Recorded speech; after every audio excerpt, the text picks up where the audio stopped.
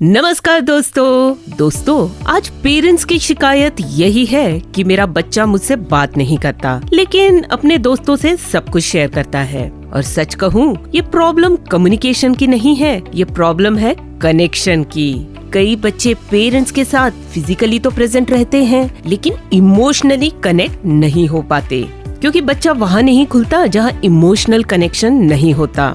तो आज की जातक कथा इसी इमोशनल कनेक्ट के बारे में है। हम आखिरी में जानेंगे कि इमोशनल कनेक्टेड पेरेंट चाइल्ड रिश्ते कैसे डेवलप कर सकते हैं। तो चलिए सुनते हैं मातु पोषक जातक, सिर्फ under the Bodhi tree podcast channel में। हिमालय के घने जंगलों में एक सफेद हाथी रहता था, बहुत शक्तिशाली, शांत और अपने झुंड का नेता। उसके पास सब कुछ था, ताकत, सम्मान और हजारों हाथियों का साथ। लेकिन उसके जीवन का सबसे महत्वपूर्ण हिस्सा उसकी बूढ़ी माँ थी, और वो अब देख नहीं सकती थी। धीरे धीरे चलती थी और पूरी तरह अपने बेटे पर निर्भर थी। हर सुबह वो हाथी जंगल में जाता, सबसे मीठे फल ढूंढता और अपने झुंड के हाथियों से कहता, ये मेरी माँ के लिए ले जाना। लेकिन वो फल कभी भी उसके माँ तक पहुँच ही नहीं पाए। झुंड के बाकी हाथी रास्ते में ही खा जाते थे और उसकी माँ वही चुपचाप भूखी रह जाती थी। यह बात जब उसे पता चली तो उसने कोई शोर नहीं मचाया, कोई लड़ाई नहीं की, बस एक फैसला लिया। उसने सब कुछ छोड़ दिया, अपना झुंड, अपनी ताकत, अपना नेतृत्व, और वो अपनी माँ को लेकर जंगल में एक शांत हिस्से में चला गया, जहाँ एक छोटी सी झील थी, एक गुफा। वहीं उसने अपने माँ को रखा। वो हर दिन खुद खाना ढूंढता, खुद से खिलाता और उसके पास बैठा रहता। लेकिन दोस्तों, कहानी यही खत्म नहीं होती। एक दिन जंगल में एक आदमी रास्ता भटक गया।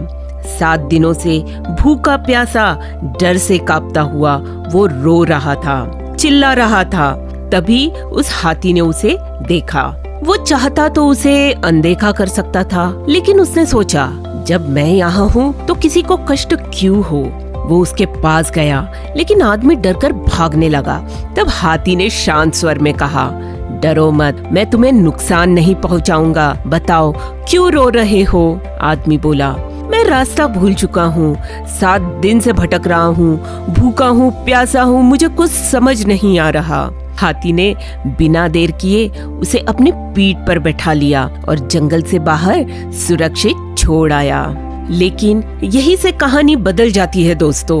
उस हाथी की सुंदरता और भव्यता देखकर उस आदमी ने मन ही मन ठान लिया कि राजा को इस हाथी के बारे में बताना बहुत जरूरी है। और इसी षड्यंत्र को मन में रखकर उसने वापस जाते वक्त उस रास्ते के हर पेड़ पर निशान बनाना शुरू कर दिया, ताकि उसे रास्ता याद रहे और वापस आने में आसानी हो।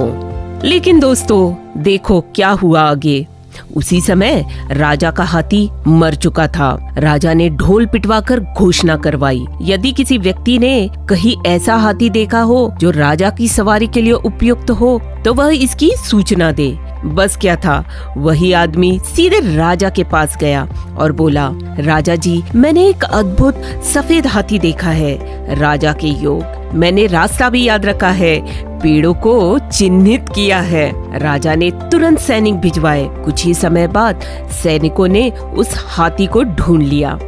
जैसे ही खबर पहुंची, राजा ने पूरे नगर को सजाने का आदेश दे दिया। और जब महावत उस हाथी को लेकर आया, उसके स्वागत में पूरा नगर उत्सव जैसा जगमगा उठा।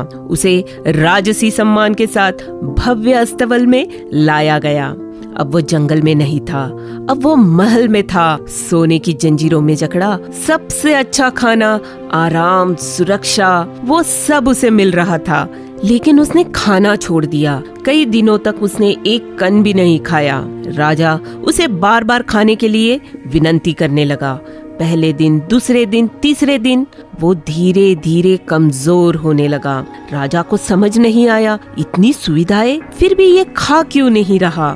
धीरे से उसने राजा की ओर देखा और बोला, राजा, मेरी अंधी माँ, मेरे अलावा उसका ख्याल रखने वाला कोई नहीं। वह मेरे बिना अकेली होगी, असहाय होगी, मेरे बिना जंगल में तड़प रही होगी। यह सुनकर राजा का दिल पिघल गया और उसने तुरंत उसे आजाद कर दिया ताकि वह लौट सके अपनी माँ के पास, जिसने उसके बिना जीना छोड़ दिया था।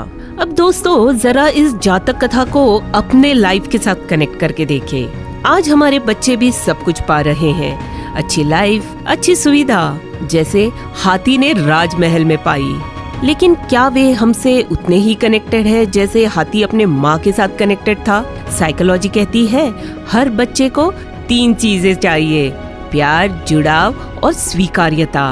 वो हाथी महान इसलिए नहीं था कि वो शक्तिशाली था, वो महान इसलिए था क्योंकि वो संवेदनशील था। अगर आप चाहते हैं कि आपका बच्चा आपसे इमोशनली कनेक्ट हो तो बस उसे सुनिए, बिना किसी जजमेंट के, बिना किसी लेक्चर दिए, बिना तुरंत कोई उपाय बताए। दोस्तों, पेरेंट्स और बच्चे का रिश्ता ऐसे ही स्ट्रॉन्ग नहीं बनता। यह बनता है रोज की छोटी छोटी बातों से, डिस्कशन से, क्लियर कम्युनिकेशन से और साथ बिताए हुए समय से, धीरे धीरे। तो दोस्तों, अगर ये बात आपको रिलेटेबल लगी हो तो कमेंट में जरूर बताएं। आपका बच्चा आपसे खुलकर बात करता है या नहीं? तो मिलती हूँ अगली बार और एक नई जातक कथा के साथ।